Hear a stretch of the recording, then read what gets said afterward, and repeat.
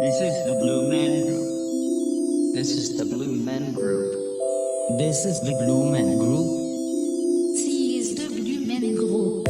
This is the Blue Man Group. This is the Blue Man Group. This is the Blue Man Group. This is the Blue Man Group. This is the Blue Man Group. This is the Blue Man Group. This is the Blue Man Group. This is the Blue Man Group. Well, hello there, everybody. My name's Ron Ecstasy, and this is Blue Men Group. It's a podcast pretty much about weird news. And I do this podcast with two of my bestest friends, Devin Welsh and John Biedron. There we go. Hi. Yeah. All right, Who, would you rank us, by the way? Sure. Are we on equal footing? Is that even like... I've known Devin for much longer than I have John. So I will say that Devin is number 2 and John's number 1. Yeah, but I'm closer to you physically. Yeah, you are that's true. sitting Like on a my lap. mirror. You are sitting on my lap right now. And yeah, was that a good intro? I'm exhausted now. Yeah. No, that was good. That was good. Okay, cool. I was was just pretty wondering if truly, listener, if you have any comments about my intros, please send me a DM on Instagram at Ron Ecstasy, or send a letter if you want. Excuse me, Blue Man Group at P.O. Box 21249, Detroit, Michigan 48221. All right, let's get into it. Let's check out this week in history. May 6th, 1937. In Lakehurst, New Jersey, the German dirigible Hindenburg bursts into flames and crashes upon arriving for landing. Reporter Herb Morrison is there. It's a terrific crash, ladies and gentlemen. The smoke and the flames now, and the frame is crashing to the ground, not quite to the mooring mast. All the humanity and all the passengers. Whoa. Wow. Herb Morrison. Wow. Okay. Herb smoking on that herb. Yeah. Herb I know. Who Morrison is this guy? He is. It's so funny Going that everyone used to talk like that too. That was like that old-timey voice where it's all quivery and Oh, yes. Yeah. on the radio. Yeah. And to hear a broadcast tragedy live being narrated live in that voice is very... Yeah. It's unfortunate that they didn't, the victims of this crash didn't have a much more like dignified voice, better a send-off. baritone, Yeah. someone with a lower voice. Yeah. I know you want Ronald Ronald Reagan. Reagan. You want Reagan on the mic would- during a moment Oh my like this. God. I would Well- love if Reagan narrated my death. Well, hold on. How many people were, because they weren't in the Hindenburg, they were in the little capsule thing below it. Yeah. Did people, were there a lot of, you can only fit like 6 people in a blimp. The So sky deck. is it I know. really like, What was a dirigible? Wait, what's the difference between a dirigible? Is a hot air balloon a dirigible the same thing? no. A dirigible is like a blimp, as far as I know, with like a little, again, like sky deck, as you said. And then hot air balloon is just the open air. You're out there. Okay. As far as I know, that we're not going to look that up. Okay. Again, if you have, Ron is looking up the Hindenburg film Wikipedia page because he hit the wrong link. Yeah. yes, I did. This- Thank you. The narrator is funny. It's like somebody from the 30s that is so much more sensitized to bad news or videos of bad things happening. Right? Yeah, Crying his eyes out, and it's like I feel like if a reporter covered this today, they would just be completely stone faced. Oh, absolutely. Yeah, it would not be. It wouldn't be on the news. I don't think. No, not at all. This would be just an everyday thing. I mean, Yeah, he was not used to things catching on fire and exploding, or like Not public at all. disasters. Yeah, he was Nowadays, I overcome. mean, come on, that's every day. by the way, this is what I did not know this about the Hindenburg. It had 63 previous flights. Oh, Yeah, I thought this was like the first time they were me trying too. it out. I And thought then, it was like a Titanic situation. it was like a huge fail it's on like what Mr. Hindenburg's part. You do 63 flights in this incredibly dangerous blimp, and then on Yeah. the 64th flight, it crashes. I mean, like, what do you want? It had a good run. Yeah, it was pretty good. Yeah. Yeah. I thought it was like a Titanic situation where it was like the hubris of buoyant air flight. Like the blimp that would never sink. Yeah, yeah. Yeah, exactly. And then I it wanna- crashed immediately. But it's like had a storied, like some, there are planes flying in the in airspace right now with less flights logged than that. Yeah, I well, want to hear a reporter that's like, well, I'm surprised that this didn't happen sooner, really. Yeah, exactly. and did they news report on all 63 flights before? Was there Yeah, a right, news reporter exactly. being like, and now it's taking off? But I guess that it was Little suspicious that they were filming at the time. I guess it was in New York, right? Like, and it was it's like a Nazi blimp, Well, essentially. hey, I mean, Who knows? Okay, it isn't this exciting that I have no idea what any of this is, and I'm just I know kind of nothing making about everything up or trying to read about Throwing it. the word Okay, so Nazi around. yeah, exactly. let's not get on the blimps case. Yeah. Okay. So it says here the airship flew from 1936 until she was destroyed by fire 14 months later, May 6, 1937, in New Jersey. And it was the end of its first North American transatlantic journey of her second season of service. Oh no, with the loss of 36 lives. Okay. So Cool. and I guess it was much larger than I was imagining because on the Wikipedia page for the L7129 Hindenburg, you can see some photos of the dining room, lounge. They say it's really comfortable. Like Yeah. it was like a really luxury way to It fly.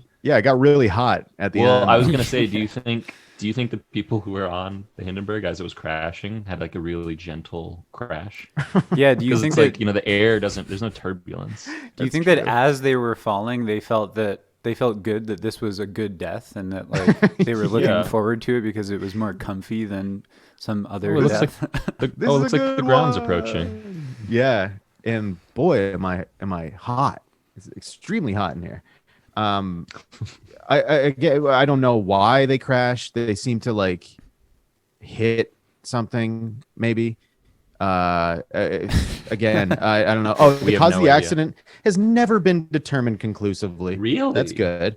Although Surprising. many There's a camera. hypotheses. There's a camera footage of it. Yeah, I think Herb, the announcer, had some ideas about it. Do you think there are like Hindenburg truthers, people who are like, this was all staged? Yes, because right here it says sabotage theories notwithstanding, one hypothesis often put forth involves a combination of gas leakage and atmospheric static conditions. So, but it kind of said at the start that there like are It alludes conspiracies. to conspiracies. Yeah. Well, maybe the pilot took it out. Maybe he wanted to go out on a high. yeah.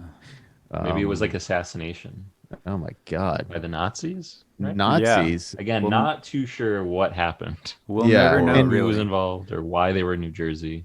And really, we're just planting a seed in your brain to learn more about it on your own time. That Yeah. is a part of the appeal of Yeah.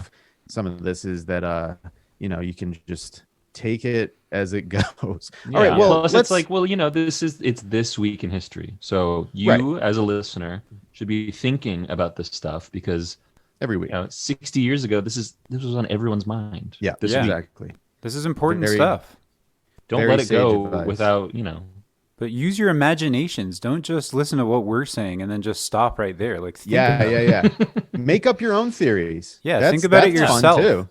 That's Yeah. fun. That's fun as well. And friends love that kind of stuff. Friends love nothing more than when you just kind of hit them with your own ideas about things, specifically with regards to dirigibles. That's like a very cool thing to do. But hey, let's put that fire out right there, so to speak. It's Someone put a space blanket on Herb Morrison. Calm him down. yes, Yeah. space blanket. Yeah, someone Exactly. bring him a cup of tea. Yeah, Yeah. Herb Morrison, the TV announcer, may not have survived. There was actually Yeah. 37 deaths. he ended up dying in 1989, but I think it's safe to say that he was a changed man after the Hindenburg explosion. All right, let's go into my favorite part of the show. What's in the news?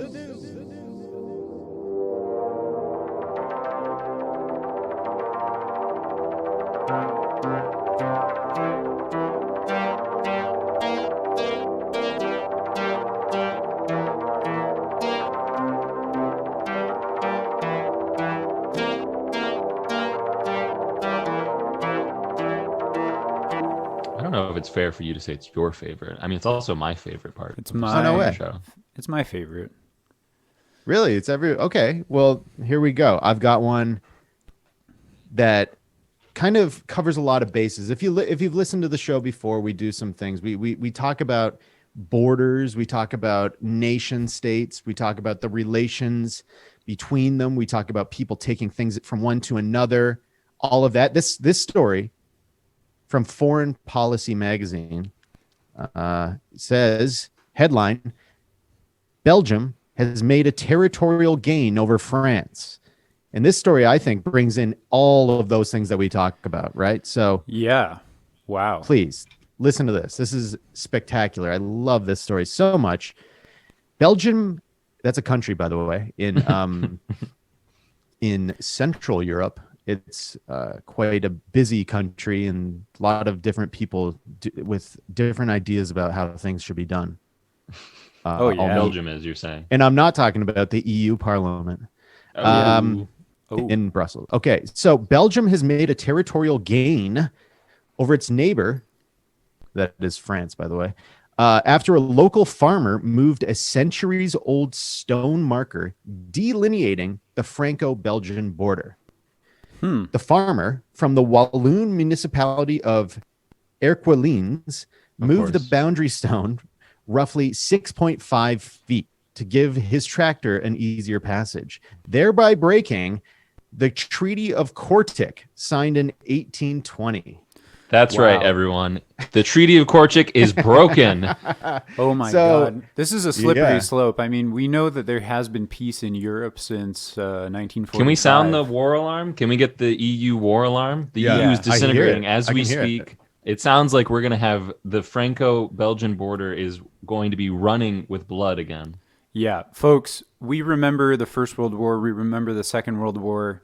You know that when European borders start changing, things are going to get really bad really quickly. Yeah.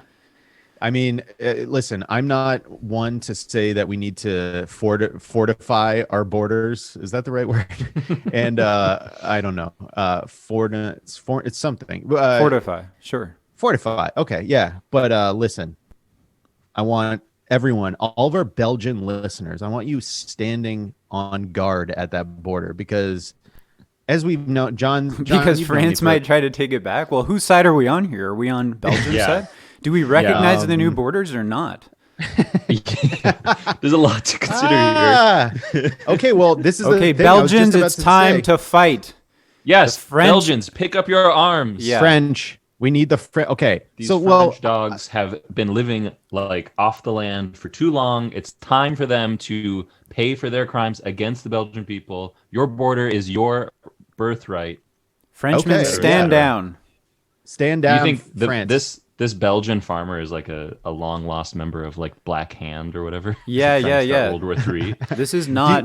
This is not accidental. He's part of a black bloc that is, pushing front guard actions. Are there any basketball players from Belgium? I don't know. That we know. Are there any good basketball? Yeah, maybe there could be like some trade of like the best Belgian basketball player that is 6'5", because it's like 6.5 feet is what I'm trying to say. Is like maybe if it's like, listen, if you're gonna take that, maybe France and Belgium exchange a handful of 6'5" men, and they switch their citizenships as a show of good faith. Yes, and then they could have like one of those volleyball games at the border or soccer games too. That's always happening. Border countries love to put down their guns and play soccer for one day.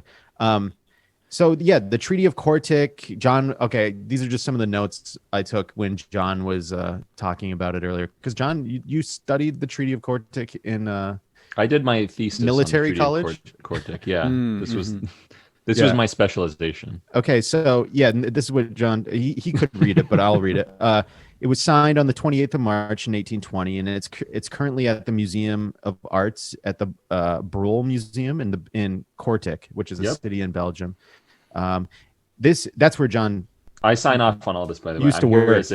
I'm here as a consultant. That's yes. great. So this treaty laid out the boundaries between France and the United Kingdom of the Netherlands. So I said the United Kingdom of the Netherlands. Yeah, you put a comma in there. Yeah, I didn't mean United Kingdom of the Netherlands. You put a little gravestone in that sentence, and it made it seem like the border for one country was much bigger than one. A gravestone in Flanders Fields. Also in Belgium, poppies grow row by row.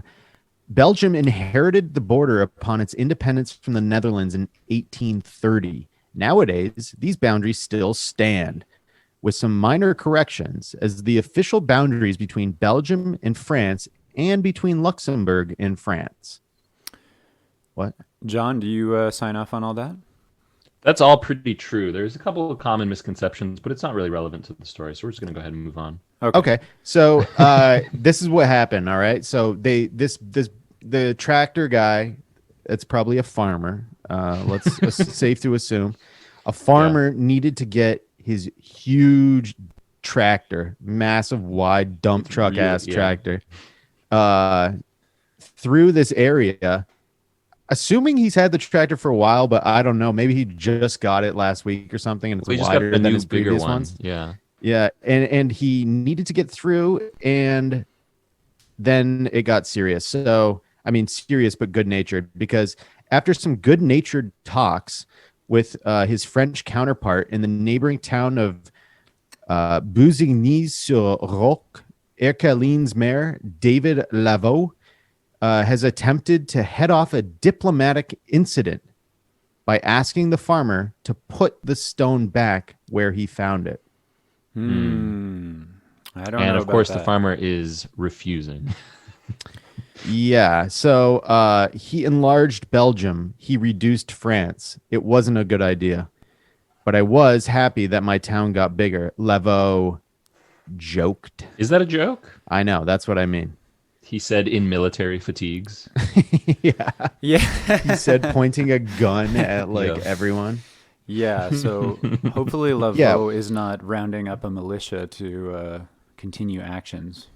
This mayor was being interviewed. He had his fingertips on a tabletop that had a big map on it and tiny little Monopoly-sized tanks. Yeah. Monopoly icon-sized tanks that he was talking and bending over the map, and he was sort of saying all this. And whoever this journalist is clearly adding all this jovial nature, because it's clearly not in the story. Yeah, and if you look up David Lavaux in Erquelins or something like that, you can see some pictures of this stone. It's a very large stone. I've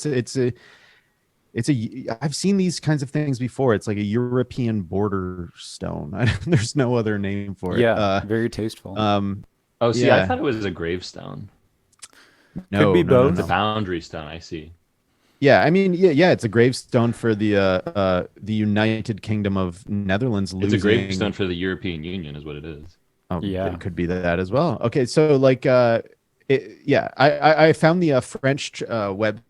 I looked at how France was reporting it. Okay, I don't really speak French. I don't speak French that well. Let's say I don't speak French at all, and I had to use Google Translate, but the French translation of the story. So this is kind of looking at how the media is taking sides here. Mm-hmm. They say this story amuses the inhabitants of this village in the north of France. It makes talk about us. I think that means people are talking about us. Okay. Rejoices a passerby. But kidding, source. But kidding aside, the dishonest farmer, so they call him dishonest farmer, Wow. could be called to order by the Ministry of Foreign Affairs if he does not put the terminal back in the right place or relocates it again. This is so funny. France is pulling in the federal government. Yeah, the Belgians are laughing about it, and France is like, yeah, it's pretty funny, but also seriously, if you don't put it back, Yeah. there could be hell to pay for you. Yeah, so the French Marines or gendarmerie or whatever I forget what they're called, but they wear those little pillbox hats. They're going to be coming to Belgium. Is this when the French Foreign Legion would step in? I think so. I do think so. But we have to. I guess to be honest, I'm on the side of Belgium. They Me deserve too. 6.5 feet. Yeah. Come on, give it to them. They're taking it much better. They're chilled out. They're cool with it. And I don't like the way that France is taking it to the Ministry of Foreign Affairs. So I know they're tattling. France is tattling. So let's keep an eye on that. And good luck, Belgium. We stand with Belgium.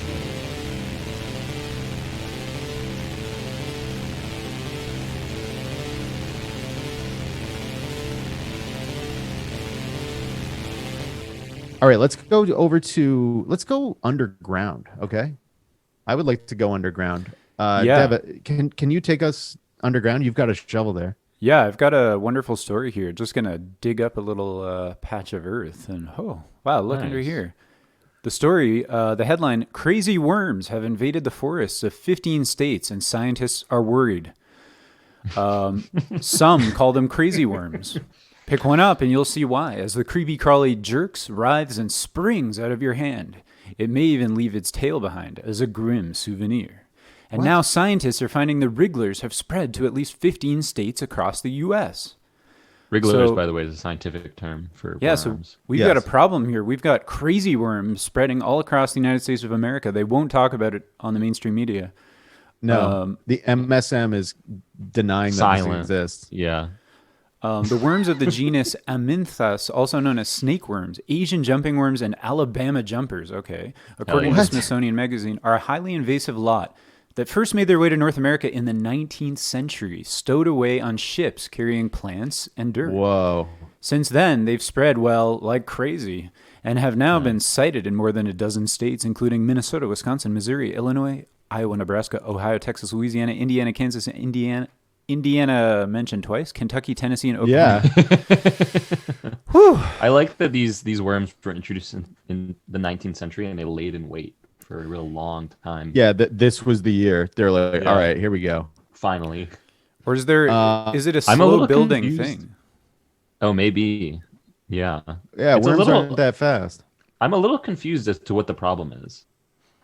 I have to admit it. I have to John, admit these are that- jumping worms. I have to These admit worms are that these jumping. worms don't They're sound crazy very threatening worms. to me. As like a guy who's 5'11", these worms don't. And I'm assuming the scientists are somewhere in the range of 5'4" to 6'1", somewhere in that range. How long are these worms? They can't be that big. What is the problem here? Okay. Here we go. The one thing we've noticed is that these earthworms, not only do they change the soil structure and the nutrient dynamics in the soil, but they also somehow or another displace other species of earthworms that are already there. Not good. It is an invasive species. I see. It's like eminent domain for worms. So the scientists are worried in an abstract sense. They're not scared of the worms. They're not scared of the worms. They're worried about the effect that the worms are going to have on the ecological. Yeah, habitats. I'm imagining like Dr. Worm or whoever like is in charge at University of Michigan to look at all of these things, just like looking at their fingernails and be like, is something going on? And they're just like, the crazy worms. I'm scared of them. Like speaking from behind, their fingers are in their mouth, chewing exactly. on their teeth. Yeah. Well, so I saw this in the article from livescience.com. It says it's unclear how exactly the worms continue to spread across the country. According to a January 2020 article in The Atlantic, scientists think the worms could be hitchhiking from across state borders in imported plants on the treads of truck. That's a tough one. Excuse me. On the treads of truck tire. Oh my god! Wow, look at you. On the treads of truck tires. Whoa. That's the name of the episode, by the way. Yeah. It sounds like a Jewel lyric. Yeah. Tori Amos on the wings, on the arms of an angel. On the treads of truck tires. By clinging to landscaping equipment or even sailing down waterways, and then in brackets, their cocoons can travel surprisingly far in water. Oh my god. These are crazy. You're crazy for this one. They're sailing down the Mississippi, populating the entire country. It's madness. All right. Yeah. I've got you ready for this? I'm Yeah. gonna solve this problem right now. National Fisherman's Holiday. Oh, Problem solved. Yeah, you're thinking about bait. You're thinking about using the worms as bait. Absolutely. To give everybody the day off of school or work. It's a federal holiday. It's mandated, actually. It's obligatory. Yeah. Everyone has to go fishing. No G. And you go fishing, yeah. And the Biden administration sends these worms out to every household in America. Exactly. The National Guard is going to round up every man, woman, and child in the United States in these 15 states, thrust at them a bucket of worms, of crazy worms, point them into the direction of the local fishing hole, and then it's catch and release. You just keep catching fish. The fish eat the worms. Yep. Give it like a day or two. It'll be fine. It'll be over. It's all over. Fish population is going to be huge. Huge. And then, you know what? Fish fry Friday. Yeah. 6 months later. For two. Solve that problem. 2 birds with 1 stone. Also, everyone gets a nice little like cookout on Friday. Yeah. How about this? This fish is steaks. Yeah. By the way, I'm running for office. Yeah, vote for John. These are the kind of no-nonsense solutions that I'm offering the people. Yeah, so, I mean, Devin, do you have any experience with worms? Have you ever had worms? Have you ever needed to use them for anything? Have you... I know somebody... You've seen them. I watched somebody eat... my friend Phil ate a worm. Oh, okay. Well, yeah, Whoa. that's Gross. more than I've ever That's so yucky. interacted with worms. That's so gross, but also I would like to give him some attention and watch him do it. Yeah. But then I'm not going to be friends with him afterwards. No. Yeah. I'm going to give him a little attention. Yeah. And then I'm going to bully him the rest of the year. Yeah. Yeah, it is pretty crazy. Yeah, these highly invasive worms are taking on North America's forests, but in the short term, they're bad news. Oh yeah, we mentioned that, right? Yeah, we know. Yeah. Okay. So anyway, watch out for these crazy worms. If you see worms behaving crazily or just they seem mentally unwell, just make sure to watch out. We do also have a little info here from Nick. Okay. According to a little, this is sort of like a what to do if you find yourself surrounded by crazy worms or whatever. Yeah. According to Newsweek, there is some guidance on what to do if you spot one in your garden. Quote: simply place any adult worms you find in a bag, leave them in the sun for 10 minutes, then throw them away. Ew. If that is, they don't jump out of your hands first. What? So it recommends like cooking them in a plastic bag, basically. Yeah, and then just suffocating them away.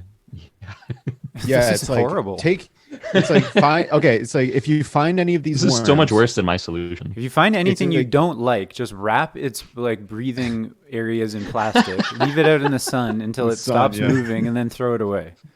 Yeah. Okay. I thought it seems like it was going to be a bit more complicated. They were pretty fast and loose with it in terms of how they're going to kill it. Because I was imagining like, it's like if you find these worms, put them in a bag, put them in your garage, close the garage door, start your car, sit in the car for just a little bit. Yeah. But be careful. Once you get a bit tired, you might want to go inside. But those worms are going to take 10 more minutes to die off if they don't jump at you. No, it's like, don't worry, the worms will die before you. So, so you can stay in there. But you might get a little tired, but just wait, and then they'll die, and then you can get out and get some fresh air. Yeah. And it just do your civic duty. Make sure the worms are dead first. If they're not moving, don't be fooled. Yeah. Wait a little longer. Stay on it. Yeah. Keep puffing a little longer. They keep doing you might get a little tired. It's like, steer clear of that. You might want to stay awake. But listen, John, I really like your idea of this national, federal, whatever you want to call it. Obligatory. Mandatory. A bank holiday, I think they call it in Commonwealth countries. Nice. So means like the bank's closing. I like that. And do you know what? This ties in perfectly to our next story.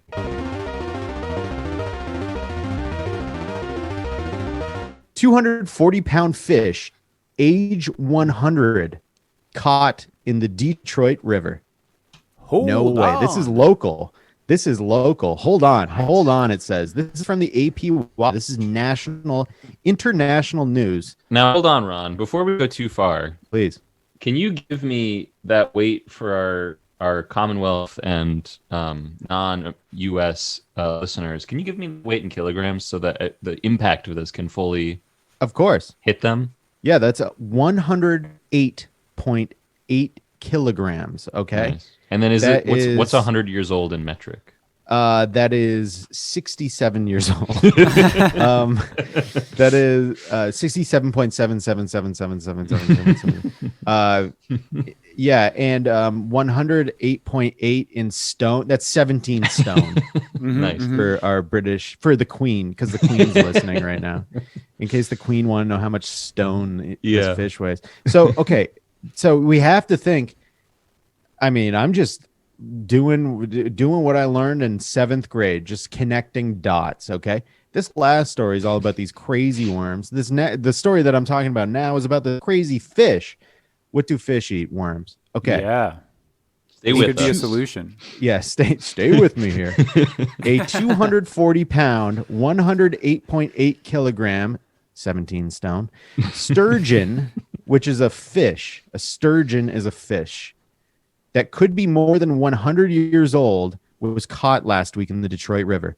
The U.S. Fish and Wildlife Service. Now, Those guys I've got are some pros, questions. by the way. I've got some questions. How did they know it was 100 years old? Did it have an ID on it? Did it have like its passport or something? Thanks, John. And You then, cut it in half and you count the rings. Yeah. Right. Yeah. But then also it says it could be more than 100 years old Oh, so they don't know. So they're just admitting they don't know. because they're giving like they're it's like an oral history, you know, of like U.S. Fish and Wildlife Service. They're just it's like there's giving sea shanties about like a 240-pound fish that they caught, I think. There's one guy who works at the Detroit River or the U.S. like Fish and Wildlife Service here in Michigan, and it's because myself and Ron, we live here in Michigan. Yes. There's one guy. He has one eye and an eye patch. He has missing a ankle and foot. He has a wooden stick coming out of his calf, and he has a big bushy beard.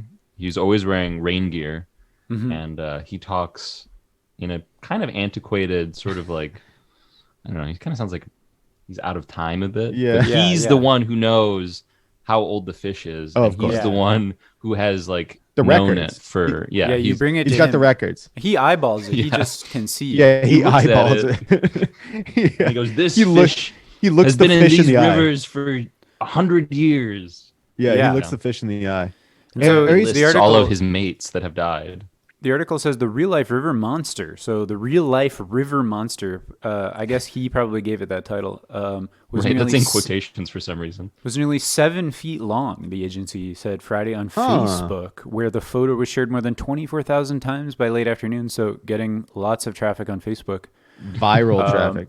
Based on its girth and size, it is assumed to be a female, and that she has been roaming our waters for over 100 years.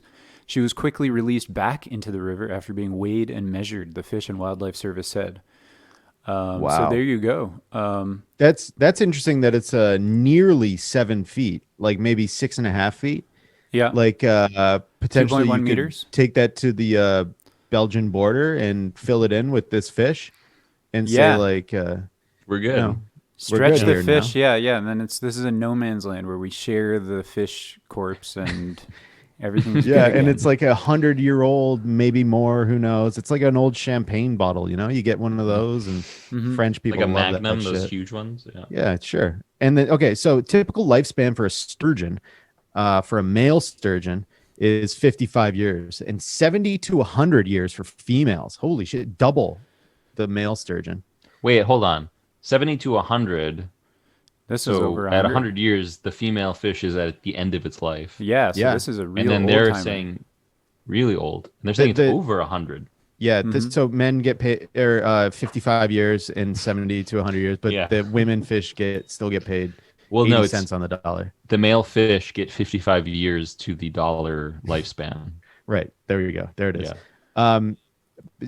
So the fish was caught on April 22nd near Grosse Ile, south of Detroit. Take a look at a map of Detroit if you can. While a 3-person crew was conducting an annual sturgeon study. Well, yeah. guess what? So, biologists. Big day. Biologist, one of them, Jason Fisher, said, "I felt the fish thumping Fisher. on the line."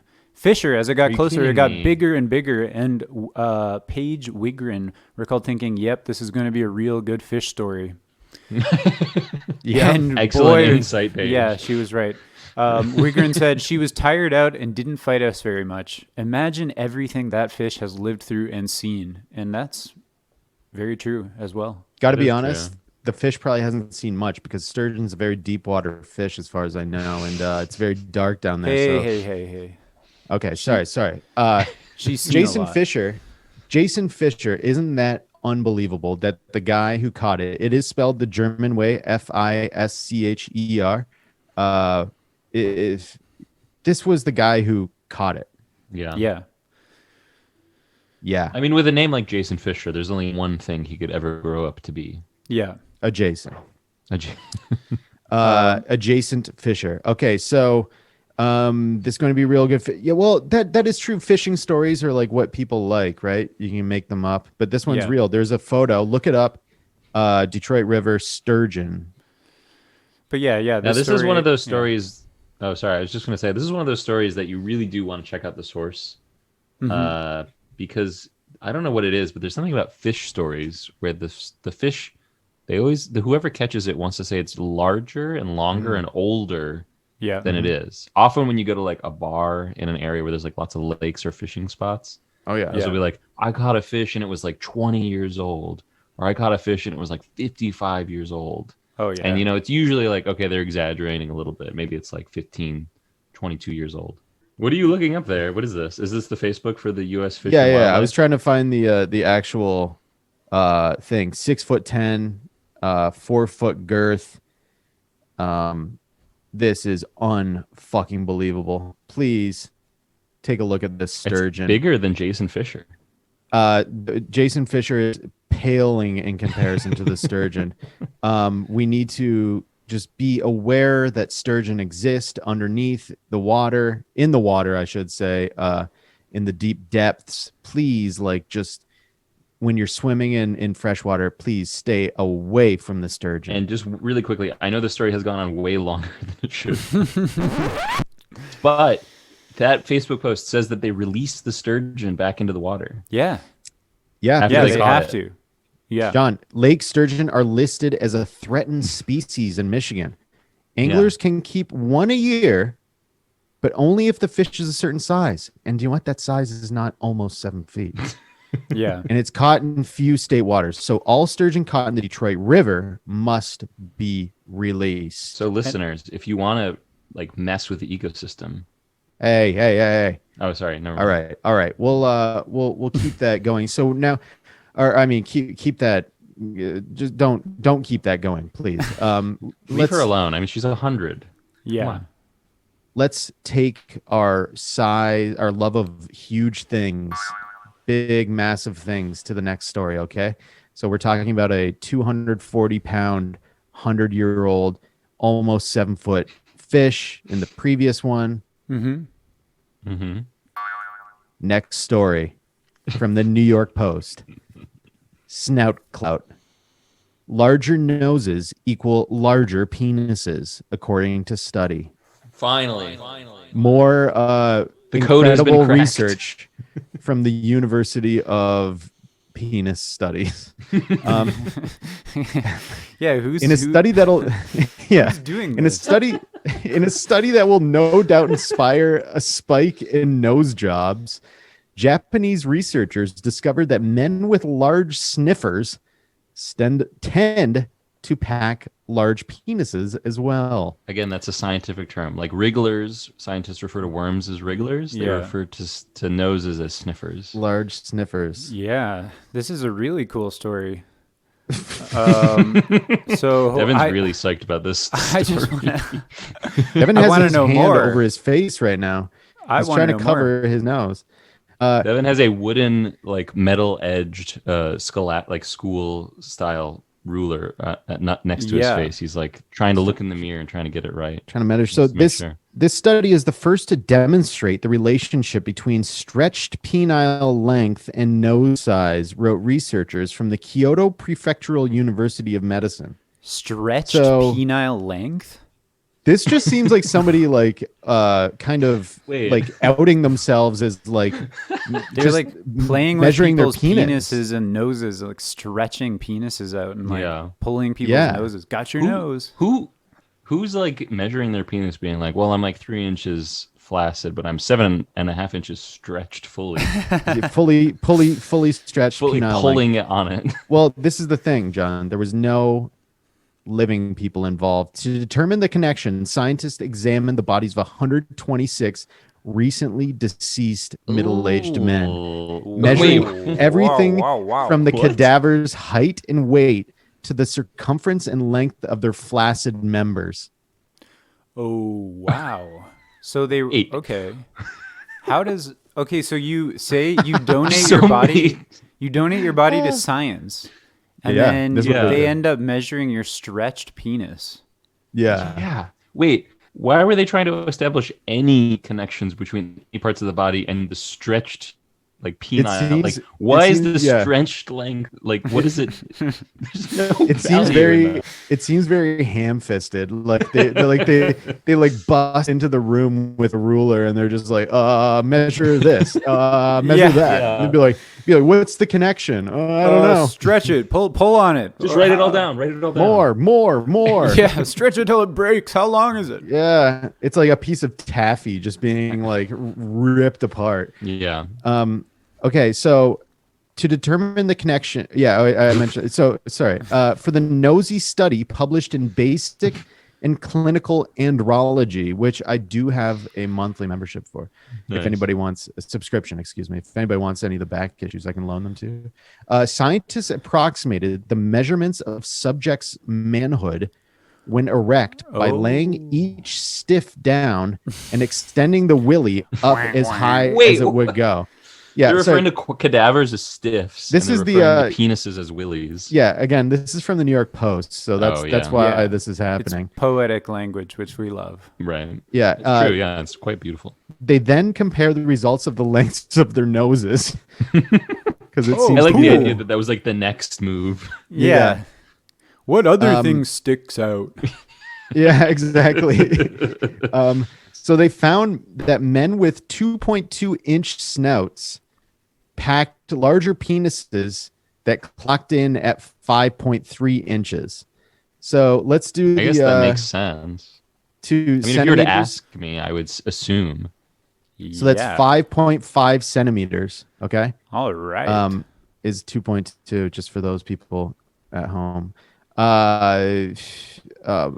I've lost my article. Okay, meanwhile, corpses with beaks smaller than 1.8 inches packed manhoods measuring up to 4.1 inches long. So, womp womp, not as good. Yeah. Rounding Yeah, out the yeah, middle yeah. were the medium beaked, whose tallywhackers were 4.5 inches, reportedly the average penis size in Japan. So, Also, Wow. the largest Yeah. size globally. That's the biggest penis you can have. yeah, that's true.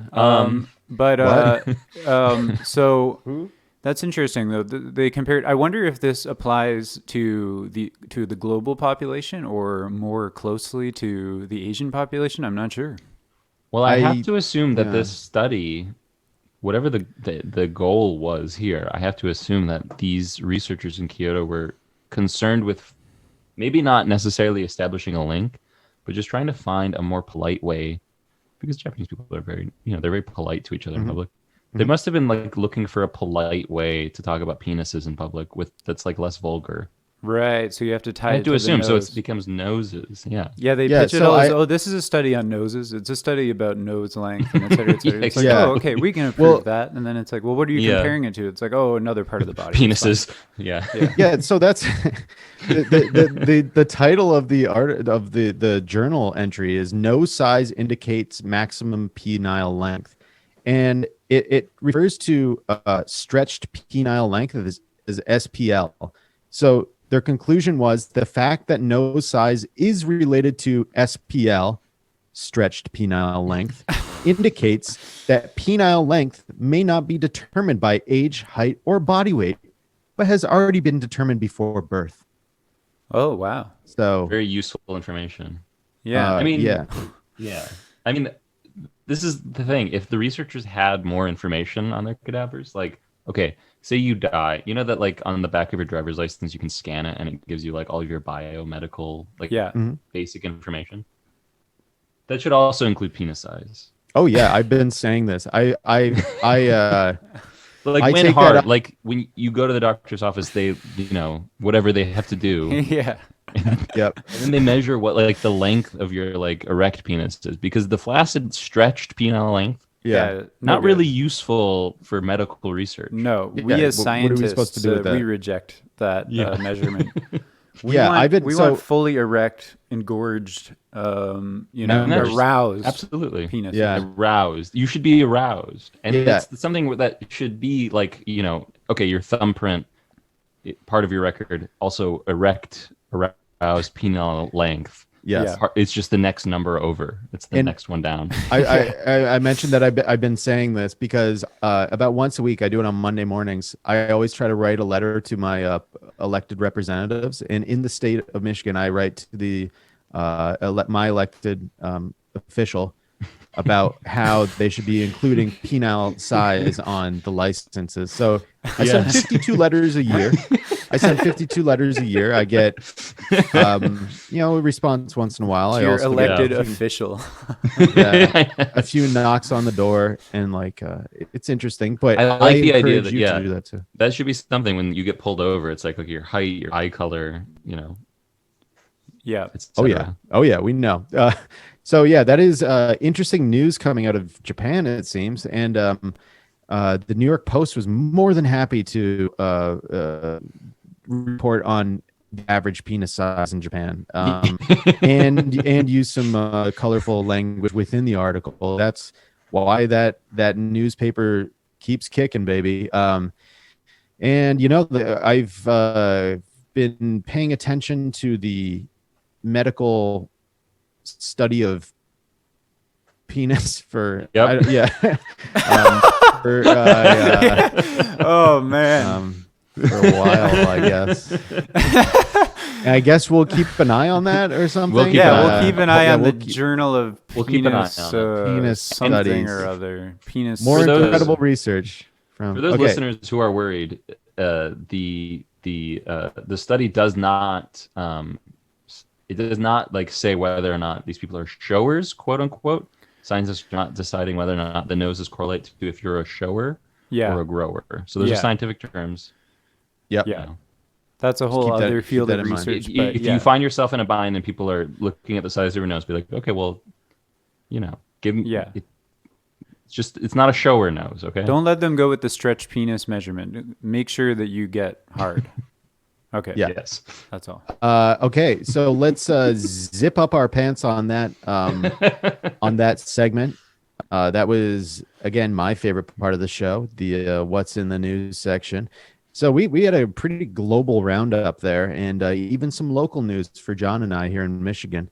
Mm-hmm. But this always takes us to one thing that we love: the hero of the week.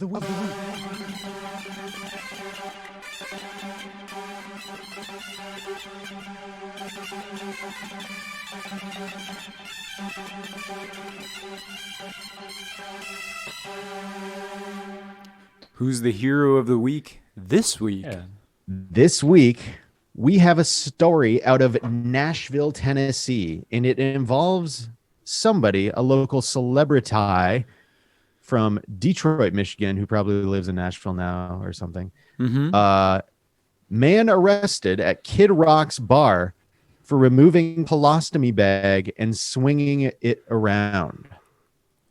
So that's oh my, yeah. So according to Scan Nashville on Twitter, that's at Scan Nashville, a call came over the Metro Nashville Police radio last night for assistance at Kid Rock's big ass honky tonk rock and roll steakhouse on Lower Broadway.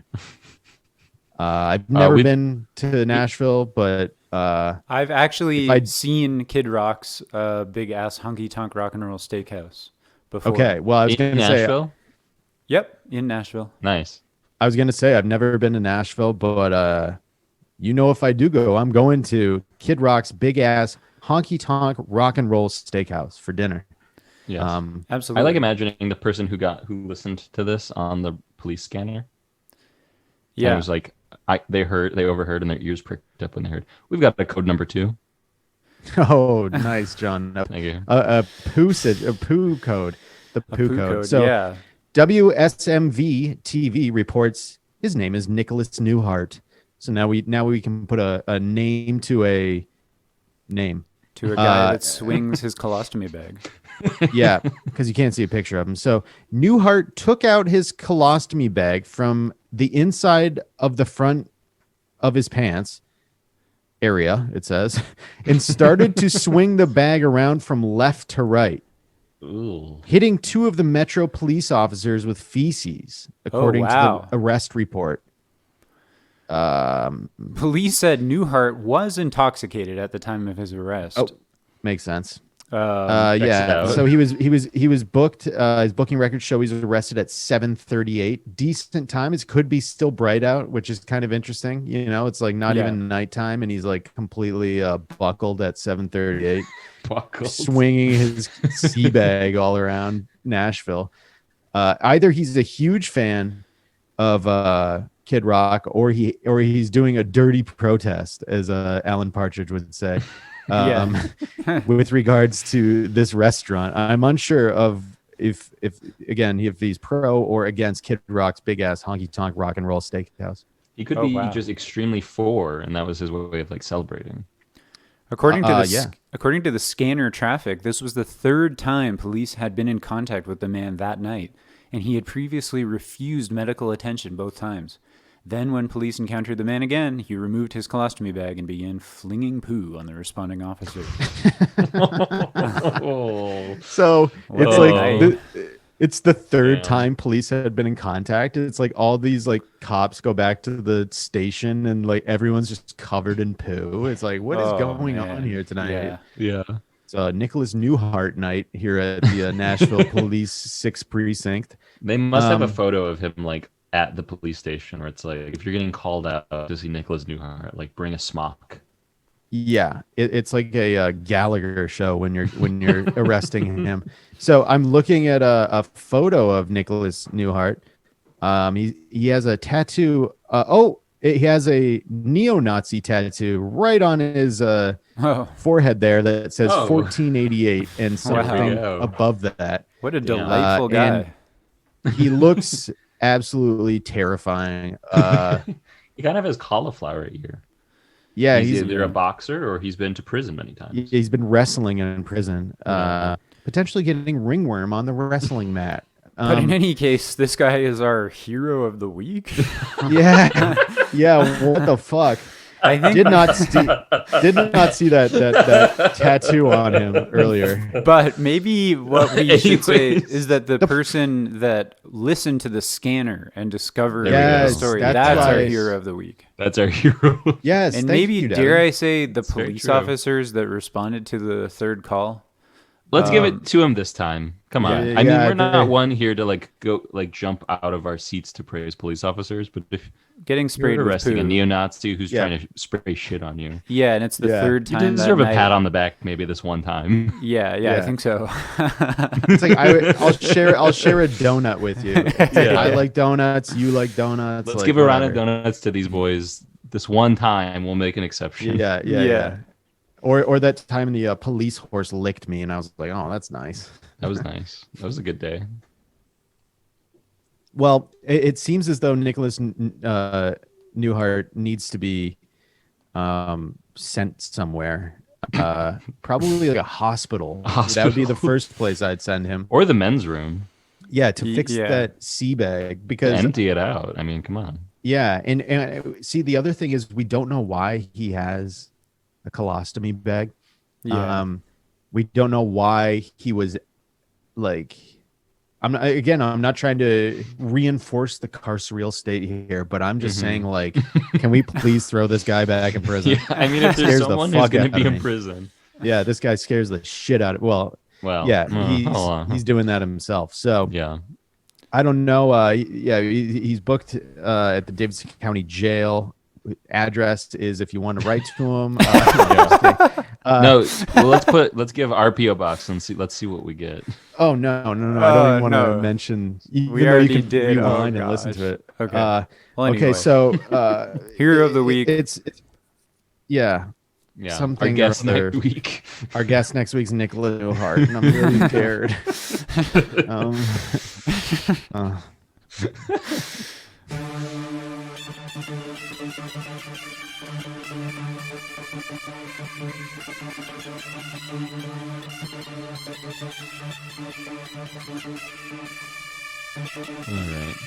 All right, everybody. Let's close this out today. Let's cool off, everyone. Let's cool off. And you know how we like to cool off. We like to crunch numbers. We're all like, we're not certified public accountants, any of us. None of us are CPAs. Yeah. But we are. I did do bookkeeping for a couple months. Well, I was going to say that. We are like hobbyist accountants. Yeah. I'm also a hobby doctor. If you ever have any sort of medical stuff, I will be more than happy to tell you what I think it could be, because it's a hobby of mine. And I'm a hobby stretched penile length researcher. Okay, guys. We've got some numbers to get to. So I'll go ahead and intro it. It's this week's numbers. Thank you, Devin. All right. Well, I've got the dashboard up here. We're looking at the Blue Men Group dashboard. I think this is a huge fucking week for us. Yeah. We had a lot of listens on New Pathways. 121 first week listens. That's up 60% in the past 14 days. That's crazy. That's huge. Unironically, that's the biggest jump we've probably ever had. That's true, because I said, do you think we can hit 3,000? And I nearly cried when some of you said we couldn't. I nearly cried when some of you said we couldn't. By the way, I could see Ron at the time, and I looked, and it looked like he had tears in his eyes. I had a single tear going down. It was stuck on my eyelash. He did. So technically cry. we're like 30 away. Like 36 away from getting 3,000. He's crying again right now. 2,964 all-time downloads. The more important numbers, though, I think, are yesterday's downloads, 52. Last 7 days, 195 in the last 7 days. Hell yes. Big. Yeah. And then in the last 30 days, 713. Like, we're coming up on 3/4 of 1,000 per month. Absolutely spectacular. That's huge. This is just taking off. It's uncontrollable at some points. I'm actually afraid of where this is going to go. So thank you, everybody, for spreading the show around, and you've done very well. But you do need to do a little more. Little more. Yeah, little more. There's always help. room for growth. A little more would help. It definitely would help. As we've said, you can just play it on mute if you want, like even after you listen to it. Just keep it playing all night. You've got friends. Yeah. You've got friends. Now that you've listened to a few episodes, this is our 30th episode. You've been listening probably for at least a few now. At least 29. You're getting a sense of the show, and you're probably thinking of some new friends that you didn't think of before, that now you're thinking, oh, they actually could be into this. I should send it to them. I haven't talked to them in a while. Use it as an excuse to kind of reach out and say, hey, how's it going? There's this podcast that I thought you'd really enjoy. And by the way, I'm well. Hope you're well. Yeah. No, this podcast is a great excuse to reach out to people you haven't spoken to in 5, 6, 7, 12, 14, 19 years of your life. 100 years. 100 if you haven't spoken 240 pounds. If you haven't spoken in 350 years. This would be a great opportunity. By the way, it's Mother's Day next week. Yeah. And you know what gift always keeps on giving? Podcast. It's the Blue Men Group podcast feed. Yeah. That's right. It is free. So all you have to do is just give her the link to subscribe to it. That's all you have to do. And that's a gift. It's a gift. Yeah. And if you have an iPhone, you can like text the podcast itself, and they can play it in the text message. It's crazy. And if your mother is a trucker, come on. Perfect gift. Perfect. Yeah, you already should have sent it, so send it. Yeah. It'd be weird if you haven't sent it already, actually.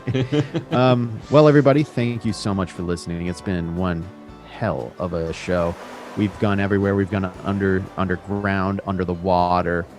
We've stayed, just in the general ground area. We swung around our own heads. Yeah, we got some poo on us, but we'll have to clean up, to be honest. So let's hit the showers, everyone. Yeah, let's hit the showers. Forget to bring your ruler in there. I've got some measurements we got to do. And thank you very much for listening. Bye-bye. Bye. Bye.